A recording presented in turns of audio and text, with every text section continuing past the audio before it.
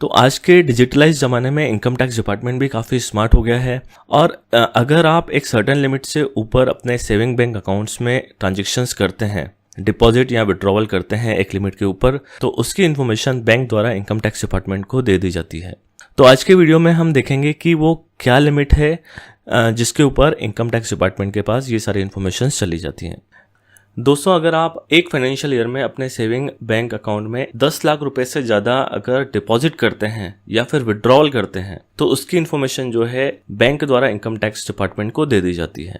अब ये जो डिपॉजिट या विड्रॉवल है तो हो सकता है वो आपने एक बार ही बड़ी राशि में कर लिया हो, यानी 10 लाख रुपए आपने एक साथ डिपॉजिट कर लिए या विड्रॉ कर लिए, या हो सकता है कि आपने पार्ट में जो है ये जमा किए हैं या विड्रॉ किया है। सपोज आपने 2.5 लाख रुपए करके 4 बार सेविंग बैंक अकाउंट में अमाउंट डिपॉजिट किया है, तो आपने 10 लाख रुपए की जो लिमिट है वो क्रॉस कर ली, तो इसकी इन्फॉर्मेशन जो है इनकम टैक्स डिपार्टमेंट को चली जाएगी। ऐसे ही अगर आप 1-1 लाख रुपए के 10 ट्रांजेक्शन कर देते हैं तो आपने 1-1 लाख रुपए करके 10 बार अपने सेविंग बैंक अकाउंट में ये पैसा जमा करा है, तो उसकी इन्फॉर्मेशन भी जो है बैंक द्वारा इनकम टैक्स डिपार्टमेंट को दे दी जाती है। अच्छा, एक चीज और ध्यान यहाँ पे ये रखनी है कि हो सकता है आपने जो 10 लाख रुपए है एक सेविंग बैंक अकाउंट में जमा किए हो या एक से ज्यादा सेविंग अकाउंट में। सपोज आपके पास 2 सेविंग अकाउंट है, एक SBI में है और एक PNB में है।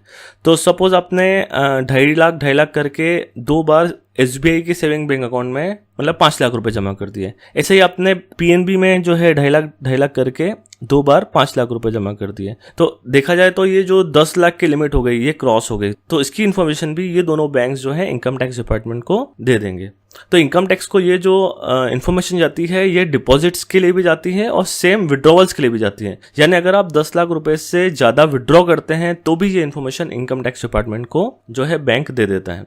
तो बैंक द्वारा ये इन्फॉर्मेशन इनकम टैक्स डिपार्टमेंट को दे दी गई। अब सवाल ये उठता है कि इनकम टैक्स डिपार्टमेंट इस इन्फॉर्मेशन का क्या करेगा। तो होगा ये कि इनकम टैक्स डिपार्टमेंट से आपको एक नोटिस आ सकता है जिसमें वो आपसे एक्सप्लेनेशन मांग सकते हैं कि आपके पास ये जो क्रेडिट आया है, जो 10 लाख रुपए से ऊपर के क्रेडिट्स हैं, वो कहाँ से आया है, इसका क्या सोर्स है। तो वो आपको सोर्स एक्सप्लेन करना पड़ेगा। तो इनकम टैक्स डिपार्टमेंट क्या करता है, जो सेविंग अकाउंट के जो आपके डिपॉजिट्स हैं उस अमाउंट को वो कंपेयर करता है आपकी इनकम टैक्स रिटर्न से। तो सपोज आपकी इनकम टैक्स रिटर्न में जो इनकम है वो कम शो की गई है, सपोज 2.5 लाख या 3 लाख का आपका इनकम टैक्स रिटर्न है और जो आपके डिपॉजिट्स आ रहे हैं सेविंग बैंक अकाउंट में वो 15 लाख के आ रहे हैं, तो आपका इनकम टैक्स रिटर्न जो है वो सेविंग बैंक अकाउंट से मैच नहीं कर रहा है। तो वो आपसे एक्सप्लेनेशन मांगेंगे कि ये जो इतना पैसा आया है वो कहाँ से आया है और इसका क्या सोर्स है। तो अगर आपके पास उसका सोर्स है, अगर आपके पास उसका प्रॉपर सोर्स है, तो आपको कुछ भी चिंता करने की जरूरत नहीं है। आप उन्हें बता दीजिए कि ये पैसा आपको यहाँ से आया है। अच्छा, वो जो सोर्स होना चाहिए वो लेजिटिमेट होना चाहिए। कई बार क्या होता है, हम किसी की हेल्प करने के लिए भी सेविंग बैंक अकाउंट में पैसा ले लेते हैं।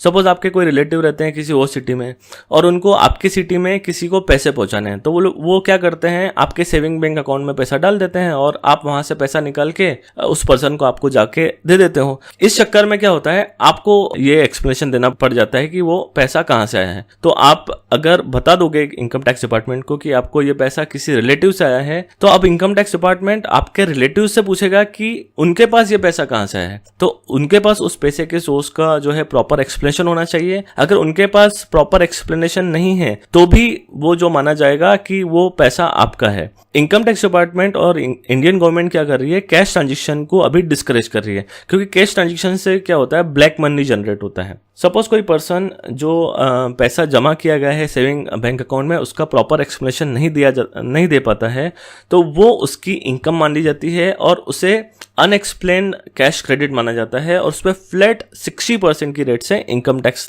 देना पड़ता है उस पर्सन को।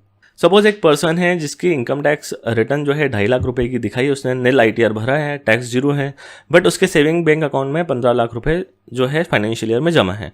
अब इसकी इन्फॉर्मेशन चली गई इनकम टैक्स डिपार्टमेंट के पास और इनकम टैक्स डिपार्टमेंट ने एक नोटिस भेज दिया एक्सप्लेनेशन के लिए, और ये पर्सन उसे उन्हें प्रॉपरली एक्सप्लेन नहीं कर पाता है कि ये जो 15 लाख आए हैं वो कहाँ से आए हैं।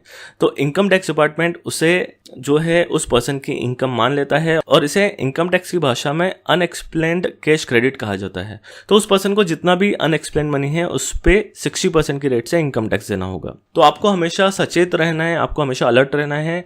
सेविंग बैंक अकाउंट में जब आप ट्रांजेक्शन कर रहे हैं तो सारे सेविंग बैंक अकाउंट मिला के कभी भी किसी भी फाइनेंशियल ईयर में आप 10 लाख रुपए की लिमिट क्रॉस नहीं करें जब तक आपके पास उसका प्रॉपर एक्सप्लेनेशन नहीं है। अगर आपके पास उसका प्रॉपर एक्सप्लेनेशन है, सपोज आप अपने एक रिलेटिव से जो है लोन ले रहे हो तो आपके पास एक्सप्लेनेशन है, बट उस रिलेटिव के पास एक्सप्लेनेशन होना चाहिए कि वो जो लोन का पैसा लाया है वो कहाँ से लाया है, और वो जो है अग्री होना चाहिए कि उसने आपको लोन दिया है। क्योंकि अगर वो मुकर गया या फिर वो एक्सप्लेन नहीं कर पाया कि वो जो है पैसा कहाँ से लाया, तो अगेन तो वो आपका अनएक्सप्लेन्ड कैश क्रेडिट मान लिया जाएगा और आपको उस पर फ्लैट 60% की रेट से इनकम टैक्स देना होगा। तो आई होप कि आपको क्लियरली समझ में आ रहा है कि सेविंग बैंक अकाउंट में आपको कितना ट्रांजेक्शन करना चाहिए। 10 लाख के ऊपर आपको डिपॉजिट नहीं करना है फाइनेंशियल ईयर में। हम यहाँ पे बात कर रहे हैं